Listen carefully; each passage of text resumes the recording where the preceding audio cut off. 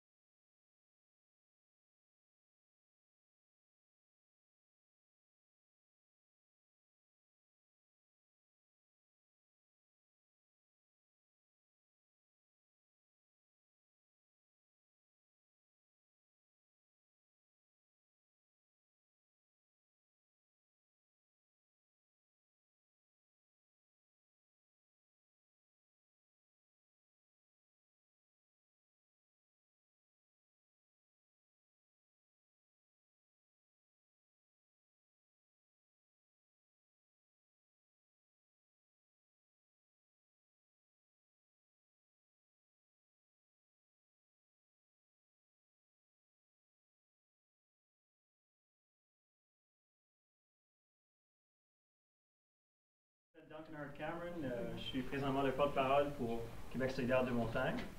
Et aujourd'hui, je vais juste ouvrir la conférence très brièvement. D'abord, ça c'est la deuxième fois qu'on fait ça. C'est la deuxième année de suite qu'on fait, que nous, les circonscriptions des associations des Basses-Laurentides, organisent un événement pour la Journée des femmes. Donc nous sommes très fiers, pour une deuxième année de suite, d'offrir un événement qui porte sur la Journée des femmes. C'est une journée qui est très, très, très importante. Et pour Québec solidaire, c'est nos valeurs en tant que parti politique, c'est clair que notre lutte pour l'égalité entre les sexes va de soi avec la Journée des femmes. Donc, je suis très content de voir tous les visages ici aujourd'hui. Merci beaucoup pour votre présence.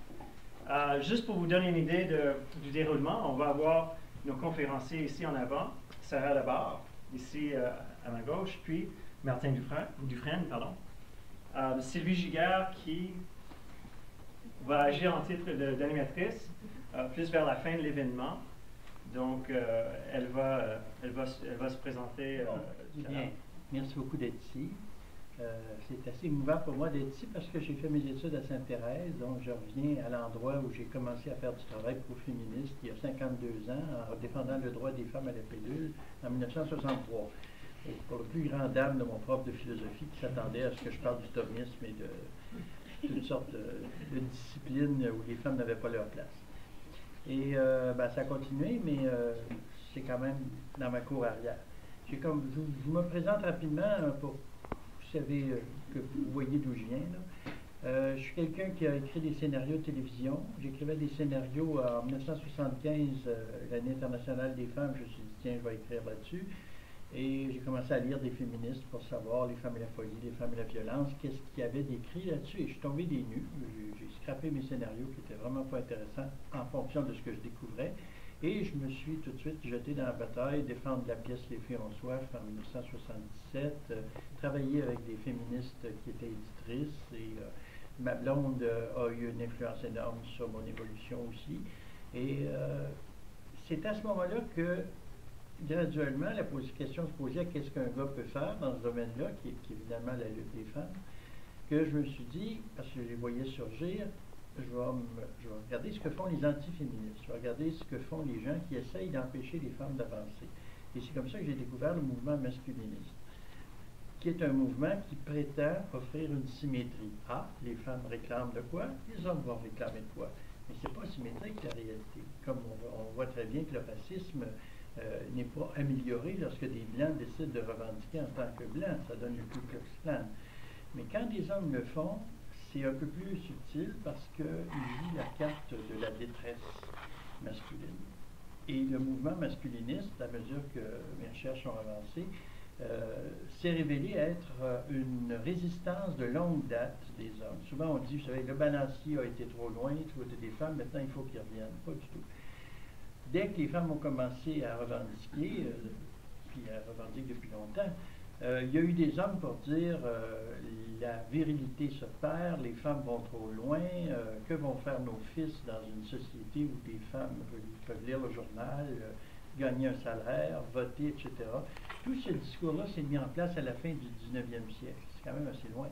Déjà, les schèmes masculinistes actuels de l'homme féminisé, dévirilisé, en détresse, faisaient l'objet de caricatures où on voyait un monsieur en robe de chambre devant une machine à coudre ou tenait un bébé alors que sa femme fumait, lisait le journal et était habillée avec des pantalons. Ça, là, on parle de vraiment, il y a 150 ans déjà, c'était en place. Ce mouvement-là s'est mis en place au Québec de façon subtile au départ, au nom de la condition masculine, à la fin des années 70.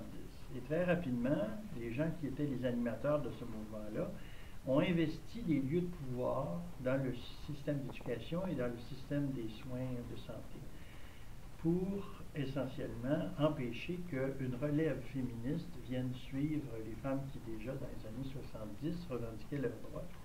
On a vu par exemple le directeur de la faculté de travail social afficher une expertise en conditions masculines parce qu'il avait participé à une revue qui était à un déchet, qui s'appelait Homme Info, mais dans les années 80, c'était le seul média où des hommes s'exprimaient en tant qu'hommes. Et il le faisait malheureusement avec la bénédiction de la société, parce que beaucoup de gens disaient c'est très bien que des hommes s'occupent de leurs problèmes. Ça va nous aider, les femmes. Les hommes vont remettre en question la virilité, et nous, pendant ce temps-là, on va pouvoir avancer et remettre en cause l'injustice sociale. Malheureusement, les masculinistes d'Homme Info et d'ailleurs ne se sont pas occupés à contester la virilité, ils se sont occupés à contester les entraves que l'on tentait de mettre au pouvoir masculin. On a vu par exemple des programmes pour batteurs de femmes être improvisés dans les CLSC, tout de suite financés, parce que le système judiciaire ne voulait pas arrêter les batteurs de femmes, il voulait les envoyer régler leurs problèmes psychologiques dans des groupes hommes. Ça a été présenté comme une solution, malgré l'absence de preuves de l'efficacité de ces méthodes-là. Depuis, ça a empiré. Maintenant, il y a des groupes de parole pour les pères incestueux. Les droits des pères sont de plus en plus coulés dans le béton, ce qui fait qu'un homme violent, agresseur, n'a pas de difficulté à trouver des experts qui vont citer des syndromes improvisés et finalement protéger les droits de monsieur de ne pas être tenu responsable de ses actes. Ce n'est pas la meilleure façon d'aider les hommes à changer de comportement. Mais quand on croit à l'idée que les hommes ont droit à un mouvement pour défendre leurs droits, on ne voit pas passer ces mouvements de recul, de ressac, qui finalement veulent remettre les femmes à leur place et redonner aux hommes leur place traditionnelle, qui était une place de pouvoir. Et ce n'est pas de la mauvaise volonté particulièrement, parce que pour quelqu'un qui s'identifie en tant qu'homme, dans notre société, la virilité est connotée comme un pouvoir. C'est normal qu'un homme n'ait pas à faire de compromis, c'est normal qu'il pète sa coche si on le pousse un peu dans les privilèges qu'il voudrait continuer à exercer sans avoir à répondre de ses idées ou de ses actes. Donc, dans le masculinisme, il y a le problème de base de la masculinité. Et c'est là que ça devient délicat parce qu'on en connaît tous des hommes, il y a beaucoup d'entre nous en sont. Et l'idée que la masculinité est problématique, c'est mal reçu. Il y a des groupes qui ont tenté de contester ça, des femmes surtout, mais aussi des homosexuels, aussi des transgenres. Il y a des gens qui ont dit le masculin n'a pas besoin d'être quelque chose d'aussi restrictif pour ma vie personnelle.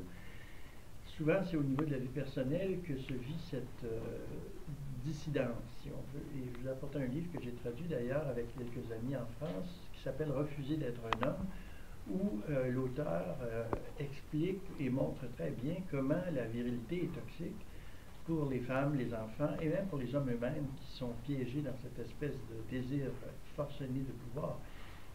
Mais dans le cas du masculinisme, il y a un piège à seulement voir les choses en termes d'identité personnelle, parce que les pouvoirs que réclame ce mouvement sont des pouvoirs sociaux. Les lois qu'ils combattent sont des lois nécessaires pour les droits des femmes et des enfants, entre autres. Et c'est sur le plan social que ces hommes-là se manifestent, vont chercher des journalistes, réclament des budgets pour faire des films, des émissions de télévision, réclament des ressources pour les hommes violents.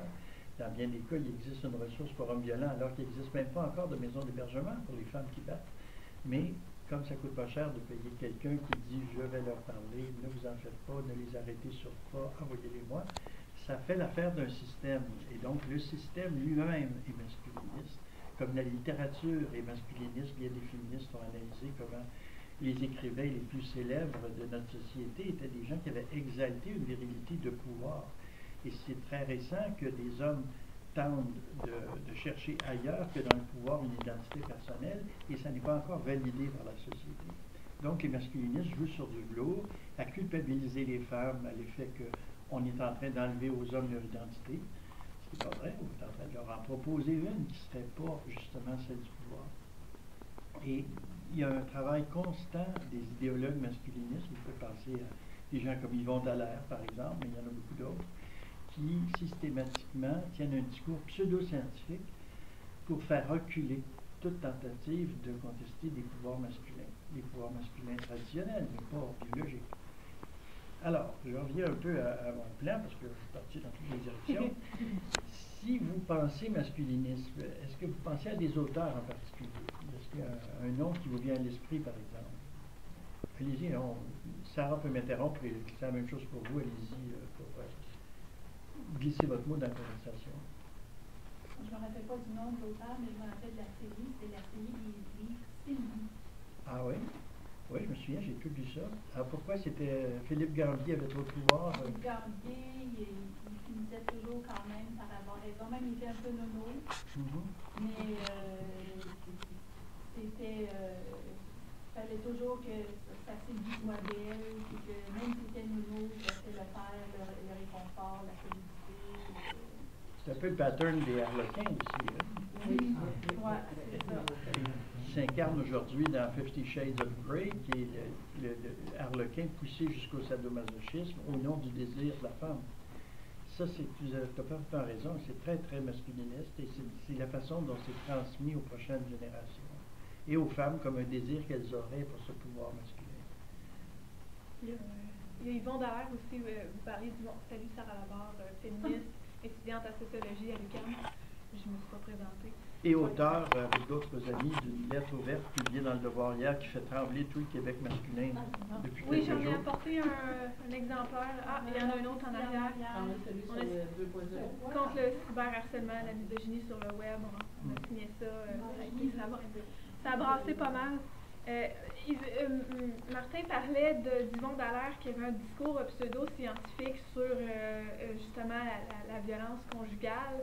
Puis il se base vraiment sur une idée comme quoi il y aurait une différence fondamentale entre les hommes et les femmes. Et je cite, « En situation de stress, les hommes auraient les symptômes physiologiques suivants. Augmentation d'adrénaline, de la tension artérielle, du rythme cardiaque et de la tension musculaire. Les femmes présenteraient les mêmes symptômes, mais elles seraient mieux pourvues biologiquement que les hommes pour faire face au stress. Donc, ce ne serait pas vraiment de la faute des hommes s'ils frappent, parce qu'ils sont moins bien pourvus biologiquement pour gérer ce stress-là. C'est la oui pour les chats. Est-ce que c'est une étude qui est à preuve de ce constat? Parce que pas particulièrement, parce que lorsqu'on parle d'un problème social qui, là on parle de la violence conjugale, mais on pourrait parler de l'agression sexuelle, on pourrait parler de... On appelle ça l'essentialisme. Puis c'est pas valable comme argument. Il n'y a pas de différence fondamentale biologique qui justifie un comportement différent entre les hommes et les femmes, les afro-descendants puis les pas afro-descendants. Vous comprenez ce que je veux dire? Absolument. Donc, il ne se base pas sur quelque chose de concret pour avancer ça. Il fait juste l'avancer comme ça. Et la meilleure réfutation à cet argument-là, c'est que les hommes semblent tout à fait capables de contrôler leur stress face à des hommes qui ont du pouvoir. On ne voit pas des hommes agresser des policiers ou des patrons, souvent. Ça veut dire que finalement, les hommes choisissent avec qui ils se défoulent. C'est un rapport de pouvoir. Oui? Je associe le pouvoir physique des hommes sur les femmes, d'accord, mais la dérive actuelle, vous en avez parlé, et vous voyez votre âge et le mien, vous avez étudié aussi à Sainte-Thérèse, sans doute au séminaire, il y avait que des garçons, n'est-ce pas? Que pensez de ce retour à l'heure actuelle, et je serais curieuse de faire lever la main ici des gens qui sont d'accord ou pas d'accord, du discours qui dit que les garçons, ils ne réussissent pas parce qu'ils sont confrontés à une école qui ne leur ressemble pas. Madame qui est assez jeune, là, qui a publié, elle connaît très bien le milieu. Est-ce que c'est pas une dérive qui est acceptée? Et comment est-ce qu'on est arrivé à pouvoir voir des garçons tous ensemble et des filles toutes ensemble? Est-ce que, d'après vous, monsieur qui est un spécialiste, ça repose sur quelque chose? Et la solution de leur donner du sport, est-ce que ce n'est pas un truc de dire ils ont besoin d'être interactifs? Je dois vous préciser aussi que je peux très bien parler parce que moi, je suis mère de jumeaux, un garçon et une fille. Donc, en quelque part, leur fameuse truc de cerveau, etc., que le garçon apprenne pas de la même façon que les filles, qu'il faut leur donner de l'exercice et tout. Qu'en pensez-vous? Est-ce que ça va dans votre truc de masculinité? Parce qu'à la limite, si effectivement on n'apprend pas pareil, si on a besoin de plus de sport, si on a besoin de sortir, ben, c'est de la dérive aussi. Je voudrais que tu réponds. Si tu veux, comme tu veux. C'est elle qui est sociologue, c'est pas moi. Je suis apprentie sociologue, c'est pas pareil. Ben justement, moi, c'est un argument masculiniste assez répandu, le fameux décrochage scolaire des garçons. Puis je trouve qu'il y a une dissonance cognitive qui est assez forte dans ce discours-là. Parce que d'un côté, on glorifie justement un retour d'un modèle masculin qui tend vers le virilisme, vers l'agressivité, vers la compétitivité, vers la compétition, vers tous ces comportements-là qui sont, qu'on dirait en anglais « boys will be boys ». Mais de l'autre côté, on se plaint que l'école ne correspond pas, n'est pas appropriée pour les garçons, puis ne prend pas bien en compte ce modèle-là que nous-mêmes on promouvoit. Alors que, bon, il en parle justement dans ce livre-là. Oui, c'est un très bon livre qui a été publié il y a quelques années. Oui, ça a été publié en 2008. Ça s'appelle « Le mouvement masculiniste au Québec, l'antiféminisme démasqué ». C'est dirigé par Mélissa Blais et Francis Dupé-Derry, qui va être réédité ce printemps-ci. J'aurai un chapitre dedans sur le masculinisme sur les réseaux sociaux. Ça devrait sortir genre en avril, quelque chose de même. Puis, c'est ça, dans le fond, ce qui est démontré, c'est que c'est précisément le modèle viriliste qui nuit au succès scolaire des garçons. Parce que travailler fort, c'est une affaire de filles. Être studieux, c'est une affaire de filles. Persévérer, lire. Alors que jouer au ballon, c'est une affaire de gars. Se batailler, c'est une affaire de gars. Puis être compétitif, c'est une affaire de gars aussi. Ce qu'on veut, au fond, c'est expliquer des résultats scolaires plus faibles, dans le cas de bien des garçons, pas tous. Jean-Claude Saint-Amand a étudié ça, puis il a trouvé que c'était plutôt la classe sociale qui était déterminante, plus que le sexe des enfants. Mais ce que les masculinistes ne veulent pas, c'est que les femmes soient récompensées à la hauteur de leur mérite. C'est clair que lorsque des femmes arrivent premières dans des examens, lorsque leurs notes sont plus élevées à l'admission universitaire, il y a des gens qui capotent et en très haut lieu. Le doyen de la faculté de médecine, il y a quelques années, de l'Université de Montréal, a affirmé qu'il fallait un système de quotas pour protéger la profession médicale contre un trop grand nombre de femmes. Parce qu'elles avaient des meilleures notes, parce qu'elles travaillaient plus fort, etc. Et sur la question du décrochage, malheureusement, les masculinistes ont réussi à ce que presque tous les budgets de lutte contre le décrochage scolaire soient attribués aux garçons, alors qu'il y a 4 fois plus de femmes qui décrochent ici qu'en France, aux études. C'est à 12% le niveau de filles qui décrochent, mais on les passe sous le tapis parce que c'est les hommes qui comptent. Quand ça arrive à un gars, c'est comme une grippe, c'est plus important. Puis oui, continue. Je vais y aller d'abord. Puis ce discours-là ne prend pas en considération non plus le fait que, de façon générale, si on prend la moyenne, si on regarde les statistiques gouvernementales, il faut à une femme, lambda moyenne, il faut qu'elle obtienne un baccalauréat pour espérer gagner autant qu'un homme qui n'a seulement qu'un diplôme d'études secondaires. Donc, le discours masculiniste va complètement tasser ça de côté. On veut une égalité à l'école, mais l'égalité au niveau des salaires et des gâteaux d'emploi féminins, ben, on met totalement ça de côté. Donc, là aussi, il y a une dissonance cognitive. On en parlait en s'en venant et je suggérais que c'est un peu une erreur de s'attendre à une politique équitable de la part des masculinistes. parce que c'est pas ça qu'ils veulent. Ce qu'ils veulent, c'est retrouver des pouvoirs, retrouver une sécurité que ne menaceront pas les droits des femmes. Ça veut dire le pouvoir à la maison, ça veut dire le pouvoir dans le milieu du travail, ça veut dire des privilèges, entre autres l'accès au gymnase, par exemple. À McGill, il y a une discussion là-dessus actuellement, où des femmes disent c'est toujours des gars qui sont ici, puis quand on va s'exercer, ils nous surveillent, ils nous matent, ils nous creusent. On voudrait avoir des heures où on n'a pas à subir la présence des hommes. Alors, évidemment, tout ça déraille tout de suite vers l'islamophobie, parce qu'on dit ah, mais c'est les musulmanes qui demandent ça. Mais ce n'est pas que les musulmanes, il y a beaucoup de femmes qui aimeraient trouver des espaces non mixtes à cause de cette pression viriliste que les hommes mettent sur les femmes. Mais là, j'aborde quelque chose qui est peut-être le plus délicat de ma présentation, c'est on devrait essayons de trouver quelles sont nos réticences à reconnaître le masculinisme comme un mouvement aussi hostile à l'égalité que pouvait être le Ku Klux Klan aux États-Unis. Qu'est-ce qui nous empêche de reconnaître, pourtant face à des bonhommes excessifs qui font du harcèlement illogique, violent, systématique, qui font un sabotage partout où ils vont de ce qui pourrait être une avancée vers l'égalité des sexes? Qu'est-ce qui nous empêche à reconnaître leur politique pour ce qu'elle est, c'est-à-dire la politique de dominants qui veulent demeurer dominants, comme un patron qui empêche son équipe de travail de se syndiquer ou d'autres exemples comme ça de gens qui tiennent à continuer à exercer une oppression. Est-ce que c'est parce que les hommes sont dans la vie des femmes beaucoup plus étroitement que les Noirs étaient dans la vie des Blancs? Il y a des féministes qui ont dit ça, qui disent quelque part il y a une hétéronormativité qui fait que même si tu n'es pas hétéro, même si ta vie sentimentale n'est pas commencée ou est terminée, les hommes méritent un respect parce qu'on partage le monde avec eux et on ne peut pas avoir la guerre. Mais c'est les hommes qui font la guerre. Donc, les femmes sont repoussées quelque part, il me semble, dans une culpabilité par les arguments masculinistes, même les arguments les plus intenables, les plus illogiques. Un type comme Dallaire peut plastronner sur les émissions féminines de l'après-midi à la télévision, à tenir des discours pseudo-scientifiques et à justifier finalement non seulement la violence, mais à la limite la demande de violence par les femmes, parce que pour lui c'est un tango, ça se joue à deux, il crée des mots scientifiques qui ne tiennent pas d'allure pour suggérer que c'est la femme qui veut être battue puis qu'elle est responsable de ce qui lui arrive.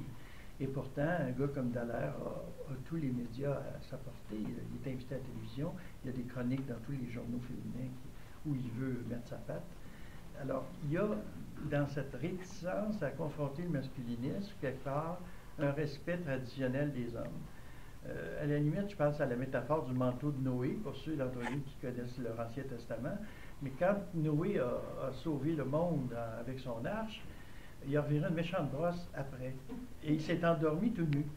Et un de ses fils, le méchant, il a dit à ses frères, « Venez voir, notre père est indigne, il est tout nu. » Et les deux autres fils sont rentrés à reculons avec un manteau. Ils ont couvert la nudité de leur père.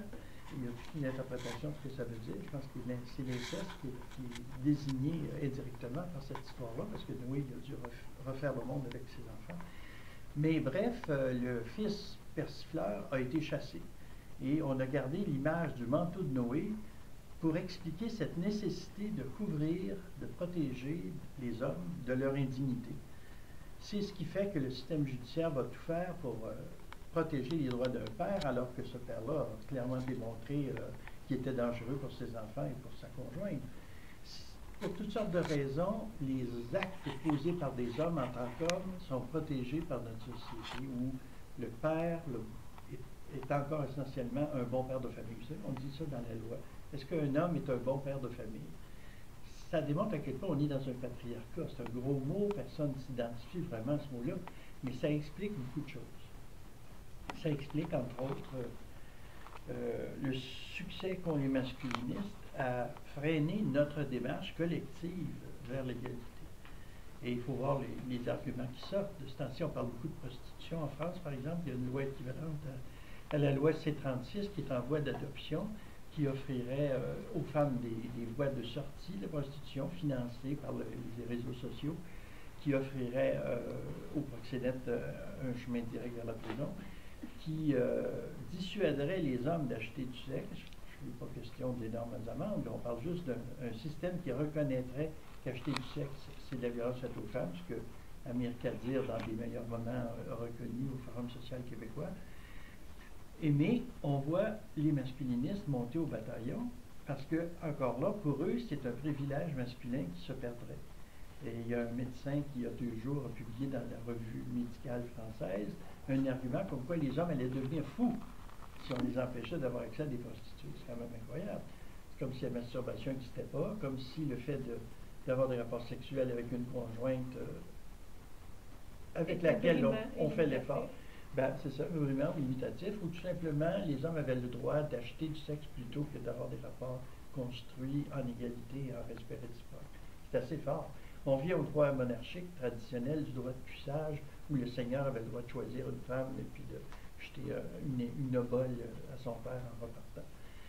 Donc, je pense que de comprendre le masculinisme comme ça nous aide à prendre avec un grain de sel, comme beaucoup d'entre vous le faites déjà, je suis certain, les arguments des gens qui, sous prétexte de détresse, sous prétexte d'inégalité, sous prétexte de censure, ce que Sarah a vécu récemment, tentent de faire taire les femmes, tentent de faire reculer les revendications des femmes, ou tentent de mettre à égalité des revendications masculines avec des revendications féminines. Donc, on va continuer à parler d'antiféminisme. Si je reviens sur justement le rôle masculin promu par les masculinistes, si je vais juste citer deux citations de masculinistes connus qui poussent pour un retour des rôles plus traditionnels masculins et féminins. Je commence par Yvon Dallaire.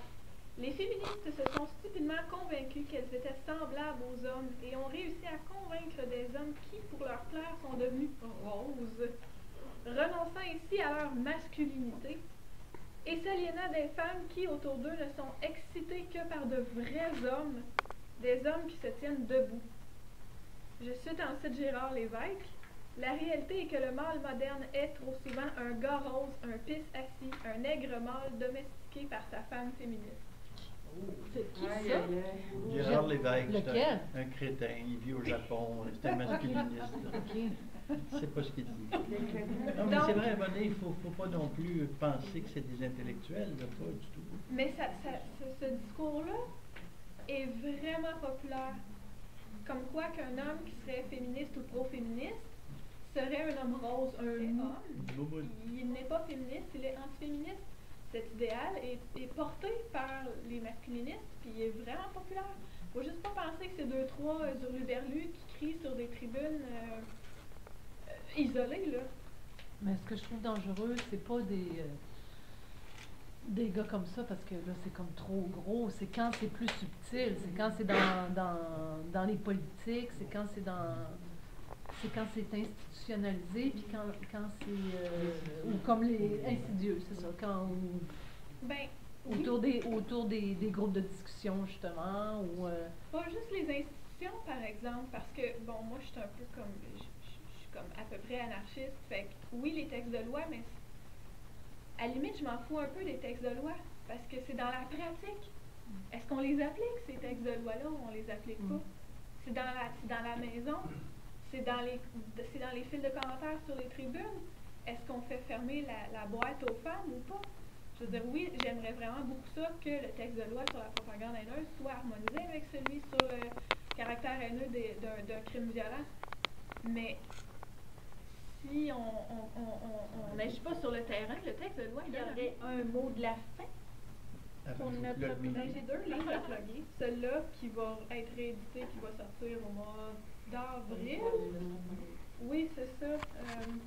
Sous la direction de Mélissa Blais et Francis Dupidéry, ça sort à remue-ménage. Le mouvement masculiniste au Québec. Le mouvement masculiniste au Québec, l'antiféminisme démasqué, ça aborde des thèmes, c'est assez concis. Ça aborde plusieurs thèmes, justement, discutés abondamment par les masculinistes, comme les violences faites aux femmes, comme le droit paternel de la garde des enfants, comme le suicide masculin, plein de... Le backlash aussi, pourquoi pas un conseil du statut de l'homme, pourquoi il y a un conseil du statut de la femme, pourquoi un conseil du statut de l'homme. Puis, il y a un livre qui va sortir sur l'austérité 11 essais contre l'austérité, qui va être dirigé par mon petit mari, Yannick Marcel, économiste. Puis dedans, c'est lui! Oui. Puis dedans, écoute, c'est publié chez Somme Toute. Puis je suis vraiment désolée, je ne connais pas le titre exact parce qu'ils sont encore en train de le retravailler. Mais dedans, il y a Alexa Conradi, qui est à la tête du FSQ, qui va parler de comment est-ce que l'austérité affecte davantage les femmes. Puis elle a un méchant bon chapitre là-dedans. Là, fait que ça va. On va en parler dans les médias puis dans ces réseaux sociaux. Fait que je suis sûre et certaine que vous allez finir par croiser ce livre-là.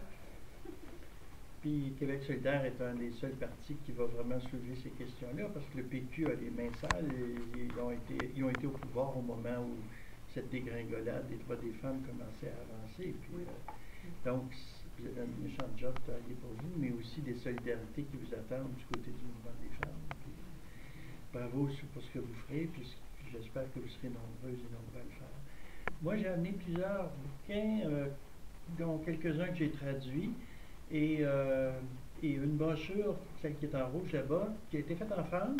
Les Français, on pense qu'ils sont tout le temps en retard, mais non, c'est des anarchistes qui ont travaillé très fort sur le masculinisme, concrètement, ou sur le terrain, qui répondent aux arguments les plus habituels des antiféministes. Alors, venez vous servir, les prix sont en haut, je les vends pour le prix que les éditeurs me les vendent, donc 40% moins cher qu'ailleurs. Puis c'est vraiment, si vous voulez prendre au sérieux ce problème-là du masculinisme, des outils pour avancer dans ce domaine-là. Voir aussi venir d'autres luttes, comme la lutte pour imposer la prostitution. Malheureusement, ça avance très vite. Et ce qu'ont fait les femmes en Suède, en Norvège et en Islande est un modèle, à mon avis, pour ce que les gens vont faire en France, ce qu'ils ont déjà fait au Canada et peut-être aussi en Grande-Bretagne pour décriminaliser les femmes, mais criminaliser les gens qui les exploitent, qui sont des femmes et des hommes, mais surtout des hommes en fonction du désir masculin qui a priorité sur les droits des gens, la sécurité, puis à une belle vie. Alors voilà. Écoutez, merci beaucoup d'être venu. Puis, super.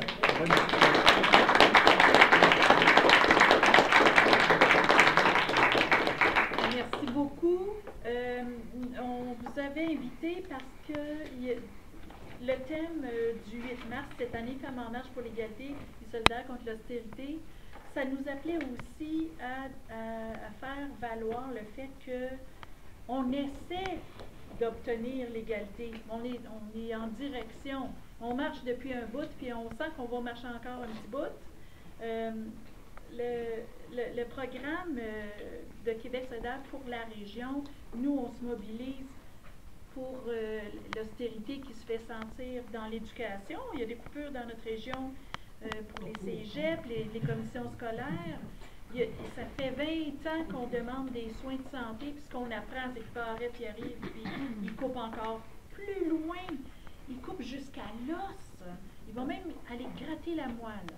Alors c'est qu'on est loin, on recule. Alors qu'on demandait une réparation de tous les dommages que ça a entraîné, tous les héritages que des femmes n'ont pas eu, des pensions alimentaires que des femmes n'ont pas. On demande, on voudrait de la réparation, c'est pour ça qu'on continue le 8 mars. Et maintenant, on se retrouve à reculer, on perd des droits, on perd des avancées. Donc, j'apprécie que vous soyez venus vous inquiéter de cette situation, de vous informer de la situation. Ce que je trouve vraiment formidable, c'est qu'on ait les livres ici on disait, le masculinisme, c'est quoi? On n'entend pas beaucoup parler. Ben, on a de la documentation, on a des gens, finalement, il y a des gens au Québec, à Montréal, pas loin d'ici, qui s'intéressent à la question et qui prennent part. Puis en plus, elle est liée avec un économiste. Donc, égalité, austérité. Il est bien chanceux, ce gars-là. Oui, ça promet, je suis contente. Ah, puis je vous attends à Montréal! Il est mort depuis votre pas longtemps.